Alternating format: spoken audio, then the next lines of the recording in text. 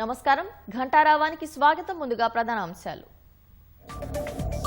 Israel అణు పరిశోధన కేంద్రంపై ఇరాన్ క్షిపణుల వర్షం.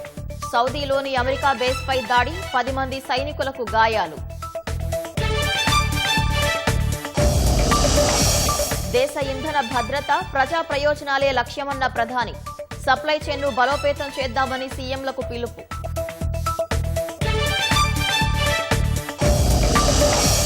మూసీ పునరుద్ధరణ దిశగా సర్కారు తొలి అడుగు. కాసేపట్లో ఓంకారేశ్వర ఆలయ నిర్మాణానికి శంకుస్థాపన చేయనున్న సీఎం. నేడు అసెంబ్లీ ముందుకు ఉద్యోగుల జవాబుదారీతనం బిల్. తల్లిదండ్రులు పట్టించుకొని వారి జీతాల్లో కోతకు ప్రతిపాదనలు.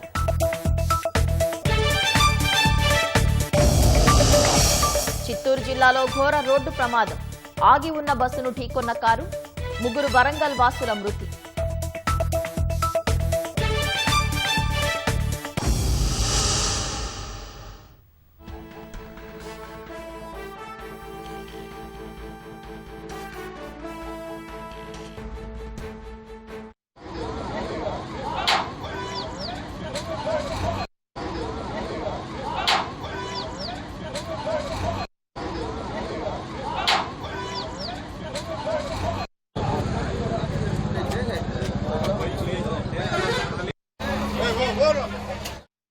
తాజాంశాన్ని చూస్తున్నాం. చిత్తూరు జిల్లాలో ఈ ఉదయం జరిగిన రోడ్డు ప్రమాదంలో 3 మృతి చెందారు. మరింత సమాచారం మా ప్రతినిధి నారాయణప్ప అడిగి తెలుసుకుందాం.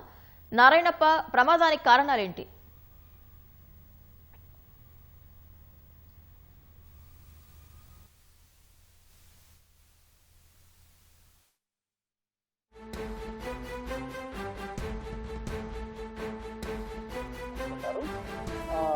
ప్రమాద ఘటనలో తెలంగాణ రాష్ట్రం రాష్ట్రానికి చెందిన 3 చనిపోయారు. వారిలో చనిపోయిన వారిని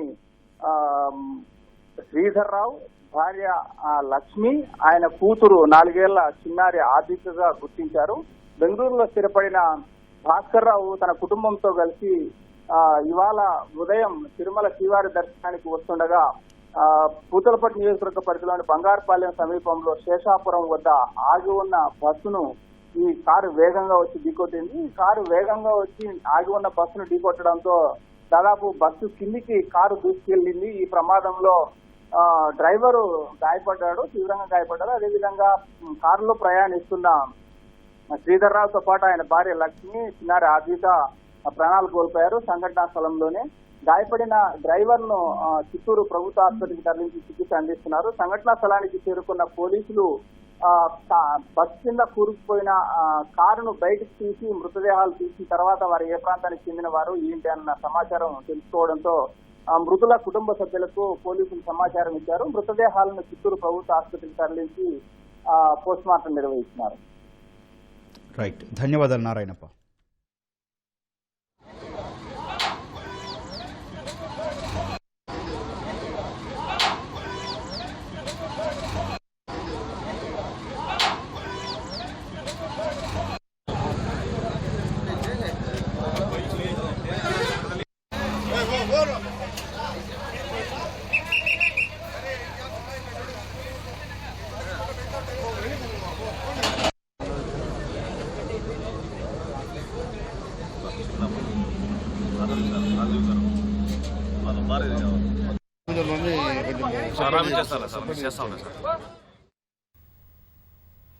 తమ అణు కేంద్రాలపై దాడులకు ప్రతీకారంగా ఇజ్రాయెల్పై ఇరాన్ ప్రతిదాడులు చేస్తుంది.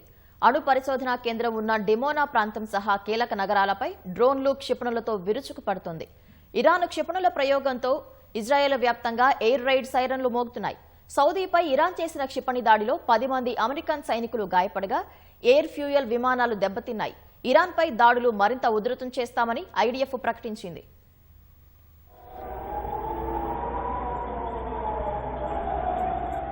మధ్యప్రాచ్య యుద్ధం రోజురోజుకు మరింత విధ్వంసకర రూపం సంతరించుకుంటోంది. ఇరాన్ అణు కేంద్రాలు సహా 2 ఉక్కు కర్మాగారాలపై ఇజ్రాయెల్ వైమానిక దాడులు చేసింది. సెంట్రల్ ఇరాన్లోని యాజ్డ్ నగరంలో ఉన్న అర్ధాకన్స్ ఎల్లో కేక్ ఉత్పత్తి కేంద్రంపై క్షిపణి దాడి జరిగింది. యురేనియం శుద్ధి ప్రక్రియలో భాగంగా అక్కడ ఎల్లో కేక్ ను ఉత్పత్తి చేస్తున్నారు. అరాక్ భారజల రియాక్టర్ పైన బాంబు దాడి జరిగింది. బుషెర్ అణు విద్యుత్ కేంద్రంపై ప్రొజెక్టైల్ పడిందని ఇరాన్ అణు ఇంధన సంస్థ తెలిపింది. అణు కేంద్రాలపై దాడుల్ని ఇరాన్ ధృవీకరించింది. ఈ దాడుల్లో ప్రాణనష్టం జరగలేదని తెలిపింది. రేడియేషన్ లీకేజీ కూడా లేదని అంతర్జాతీయ అణు ఇంధన సంస్థకు సమాచారమిచ్చింది.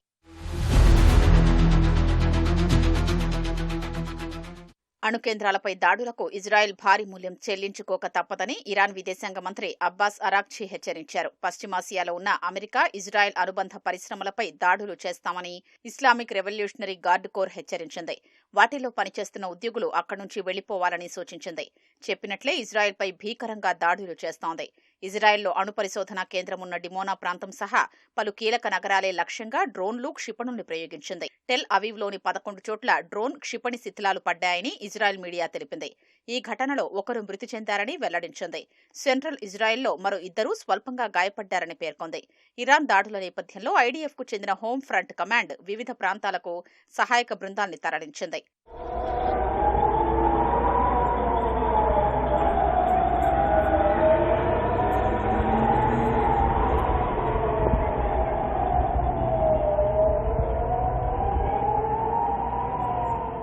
గల్ఫ్ దేశాల్లోని అమెరికా సైనిక స్థావరాల్ని ఇరాన్ లక్ష్యంగా చేసుకుంటోంది. సౌదీ అరేబియాలోని ప్రిన్స్ సుల్తాన్ వైమానిక స్థావరంపై ఇరాన్ క్షిపణి, డ్రోన్లతో దాడి చేసింది.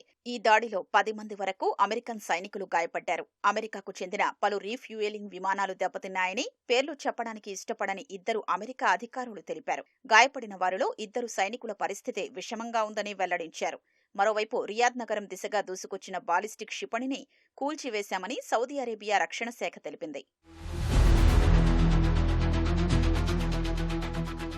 ఇరాన్ దాడులకు ప్రతీకారంగా ఇజ్రాయెల్ కూడా దాడులు చేస్తోంది. టెహరాన్లో 2 పేలుళ్లు సంభవించాయి. ఇజ్రాయెల్, అమెరికా దాడుల్లో ఇస్ఫహాన్ ప్రావిన్స్లో 25 మంది కార్మికులు మృతి చెందారని ఇరాన్ మీడియా తెలిపింది. ముబారక్ కౌంటీలో 2 విద్యుత్ కేంద్రాలు ధ్వంసమయ్యాయని ఇస్ఫహాన్ ప్రావిన్స్ గవర్నర్ తెలిపారు. ఫిరోజాబాద్లో సిమెంటు కర్మాగారంపై జరిగిన దాడిలో 2 మృతి చెందగా మరో 2 గాయపడ్డారని ఇరాన్కు చెందిన ISNA న్యూస్ ఏజెన్సీ వెల్లడించింది. కెర్మాన్ షా ప్రావిన్స్లోని పౌర నివాసాలపై ఇజ్రాయెల్, అమెరికా జరిపిన దాడుల్లో 13 మంది మృతి చెందారని తెలిపింది. మృతుల్లో 2 పిల్లలు సహా ఓ గర్భవతి ఉందని వివరించింది.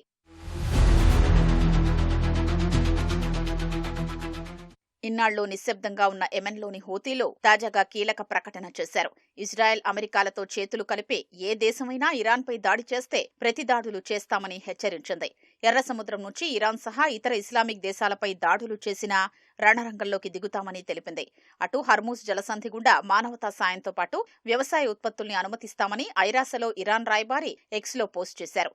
ఐరాస విజ్ఞప్తి మేరకు ఈ నిర్ణయం తీసుకున్నామని రాసుకొచ్చారు. పశ్చిమాసియా సంఘర్షణల నేపథ్యంలో ఇంధన భద్రత, ప్రజల ప్రయోజనాలను పరిరక్షించడమే ప్రభుత్వ ప్రథమ ప్రాధాన్యమని ప్రధాని నరేంద్ర మోదీ ప్రకటించారు. ఆర్థిక, వాణిజ్య స్థిరత్వాన్ని కాపాడటం సహా పరిశ్రమలు, సప్లై చైన్ను బలోపేతం చేద్దామని రాష్ట్రాల ముఖ్యమంత్రులతో నిర్వహించిన వీడియో కాన్ఫరెన్స్ లో మోదీ సూచించారు. ఇందుకోసం టీం ఇండియాలా పనిచేద్దామని పిలుపునిచ్చారు. అక్రమ నిల్వలపై ఉక్కుపాదం మోపాలని స్పష్టం చేశారు. పశ్చిమాసియా సంక్షోభం నేపథ్యంలో నిన్న సాయంత్రం రాష్ట్రాల ముఖ్యమంత్రులు, కేంద్రపాలిత ప్రాంతాల లెఫ్టినెంట్ గవర్నర్లతో వీడియో కాన్ఫరెన్స్ ద్వారా ప్రధాని మోదీ మాట్లాడారు. ఎన్నికలు జరుగుతున్న రాష్ట్రాల ముఖ్యమంత్రులు ఇందులో పాల్గొనలేదు. ప్రస్తుత పరిస్థితుల్లో నిరంతర పర్యవేక్షణ, తగిన వ్యూహాలు అవసరమని ప్రధాని మోదీ పేర్కొన్నారు. స్పందన వేగంగా, సమన్వయంతో ఉండాలంటే కేంద్ర రాష్ట్రాల మధ్య నిరంతర చర్చలు, సమన్వయం, సమాచార మార్పిడి, ఉమ్మడి నిర్ణయాలు అవసరమని మోదీ పిలుపునిచ్చారు. మార్చి 3 నుంచి ఒక ఇంటర్ మినిస్టీరియల్ బృందం ప్రతిరోజు పరిస్థితిని సమీక్షిస్తూ సకాలంలో నిర్ణయాలు తీసుకుంటుందని చెప్పారు. ఈ సందర్భంగా ముఖ్యమంత్రులు చేసిన సూచనల్ని ప్రధాని అభినందించారు. ఎరువుల నిల్వ, పంపిణీపై దృష్టి సారిస్తే రాబోయే ఖరీఫ్ సీజన్లో రైతులకు ఇబ్బందులు ఉండవన్నారు. వదంతులు, తప్పుడు సమాచారాల వ్యాప్తిపై అప్రమత్తంగా ఉండాలన్నారు. కోవిడ్ సమయంలో కేంద్ర రాష్ట్ర ప్రభుత్వాలు కలసికట్టుగా టీమిండియాలా పనిచేసిన విషయాన్ని మోదీ గుర్తు చేశారు. కేంద్ర రాష్ట్ర ప్రభుత్వాల మధ్య ఉన్న అదే సహకారం, సమన్వయంతో ప్రస్తుత పరిస్థితుల్ని ఎదుర్కొందామని పిలుపునిచ్చారు. వేగంగా మారుతున్న ప్రస్తుత పరిస్థితుల్ని నిరంతరం గమనిస్తూ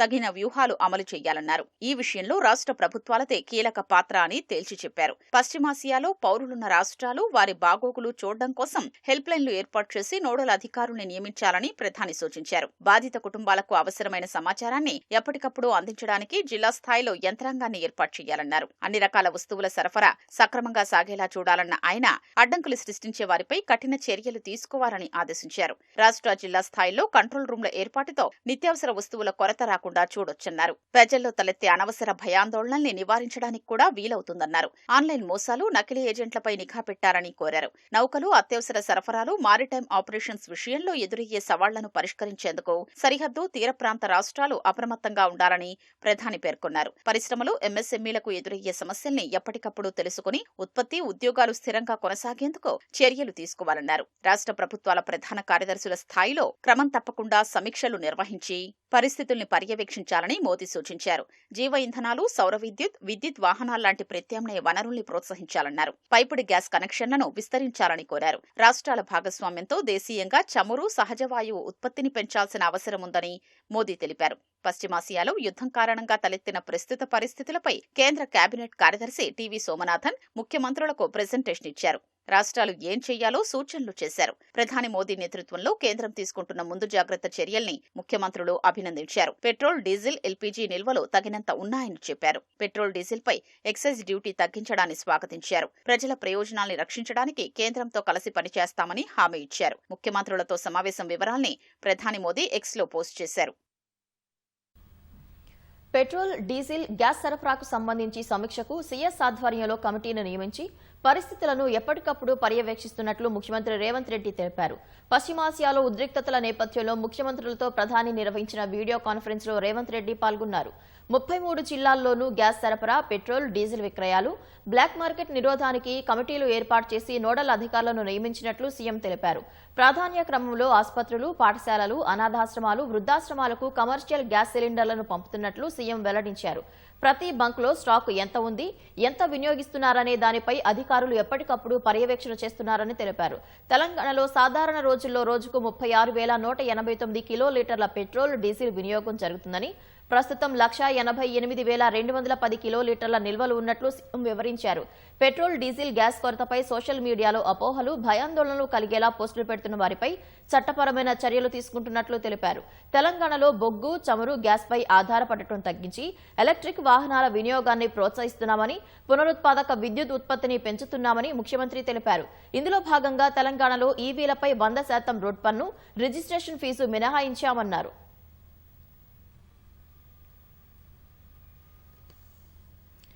ఇంధన సరఫరాపై కేంద్ర మంత్రి కిషన్ రెడ్డి ఇవాళ కీలక సమావేశం నిర్వహించనున్నారు. రాష్ట్రంలో పెట్రోల్, డీజిల్, సీఎన్జీ, ఎల్పీజీ సరఫరా లభ్యతపై ఆయిల్ మార్కెటింగ్ కంపెనీలు, డీలర్ అసోసియేషన్స్ తో భేటీ కానున్నారు. పెట్రోల్ బంకులు, గ్యాస్ ఏజెన్సీల వద్ద క్యూలైన్లతో ప్రజల భయాందోళనల నేపథ్యంలో కీలక సమీక్ష నిర్వహించనున్నారు. పెట్రోల్, డీజిల్, సీఎన్జీ, ఎల్పీజీ లభ్యతపై చర్చించనున్నట్లు సమాచారం. అనంతరం రాష్ట్ర ప్రజలకు ఇంధన సరఫరాపై కిషన్ రెడ్డి ఒక స్పష్టత ఇవ్వనున్నారు. పొరుగు దేశాలకు భారత్ మరోసారి ఆపన్న హస్తం అందించింది. ఇంధన కొరతతో అల్లాడుతున్న శ్రీలంక, బంగ్లాదేశ్లకు పెట్రోల్, డీజిల్ సరఫరా చేయాలని నిర్ణయించింది. 38,000 మెట్రిక్ టన్నుల చమురు నేడు శ్రీలంకలోని కొలంబో పోర్టుకు చేరనుంది. 20,000 మెట్రిక్ టన్నుల డీజిల్, 18,000 మెట్రిక్ టన్నుల పెట్రోల్ అందులో ఉంది. ఇండియన్ ఆయిల్ కార్పొరేషన్కు చెందిన అనుబంధ సంస్థ లంకా ఐఓసీ ద్వారా ఈ అత్యవసర సరఫరా జరగనుంది.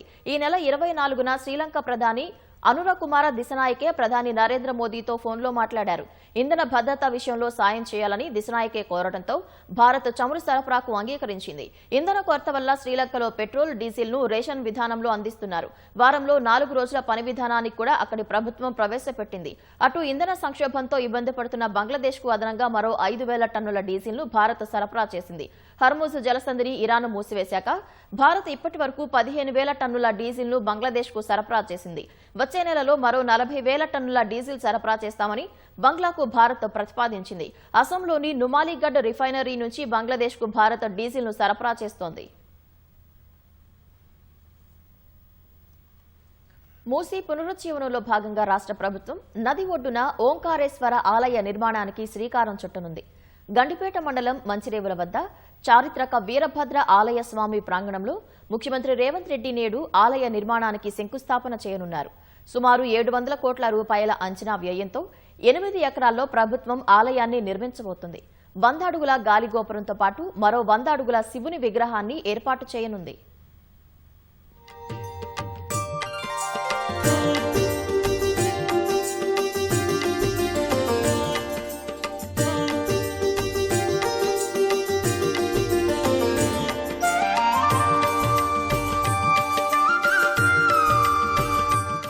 చారిత్రక ఆనవాళ్లను పరిరక్షించడంతో పాటు మత సామరస్యానికి ప్రతీకగా మూసీ నది పరివాహక ప్రాంతాన్ని అభివృద్ధి చేస్తామని ప్రకటించిన రాష్ట్ర ప్రభుత్వం ఆ దిశగా ప్రాజెక్టు పనులకు శ్రీకారం చుట్టింది. గండిపేట మండలం మంచిరేవుల వద్ద చారిత్రక వీరభద్ర మచిలేశ్వర స్వామి ఆలయాన్ని అభివృద్ధి చేయడంతో పాటు అక్కడే నూతనంగా ఓంకారేశ్వర మందిరాన్ని నిర్మించబోతోంది. కర్ణాటకలోని శృంగేరి శారదా పీఠం జగద్గురువుల సూచనలు, సలహాలతో Musi river front development corporation ఆలయ నిర్మాణాన్ని ఖరారు చేసింది. ఇవాళ ఉదయం 8:30 గంటల తర్వాత ముఖ్యమంత్రి రేవంత్ రెడ్డి ఆలయ నిర్మాణ పనులకు శంకుస్థాపన చేయనున్నారు.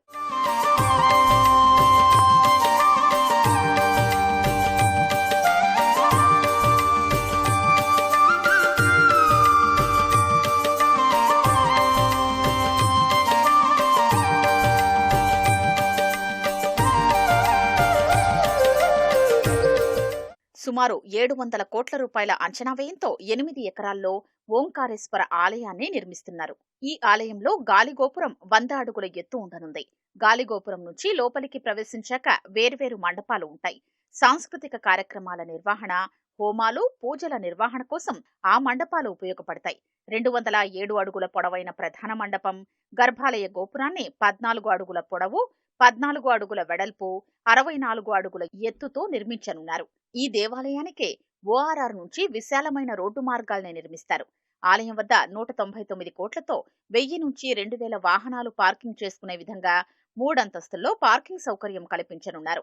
దిగువనున్న మూసీపై చిన్న ఆనకట్ట కట్టి నీటిని నిల్వ ఉంచడంతో పాటు నది మధ్యలో ఉన్న దీవిపై 334 కోట్లతో 100 అడుగుల శివుని విగ్రహాన్ని ఏర్పాటు చేయనున్నారు.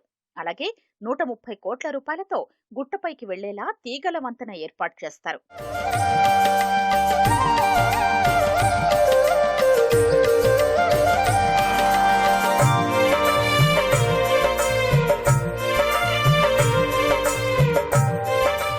నగరంలో 55 కిలోమీటర్లు ప్రవహిస్తున్న మూసీ నది వెంట 4 మతాలకు సంబంధించిన ప్రార్థనాలయాల్ని నిర్మించి మత సామరస్యానికి ప్రతీకగా నిలపాలని లక్ష్యంగా పెట్టుకున్న సీఎం మంచిరేవులలో ఓంకారేశ్వర ఆలయం, పురాణాపూల్ వద్ద భారీ మసీదు, గౌలిగూడ వద్ద గురుద్వార్, నాగోల్లో చర్చి నిర్మాణం చేపట్టాలని ప్రణాళిక సిద్ధం చేశారు.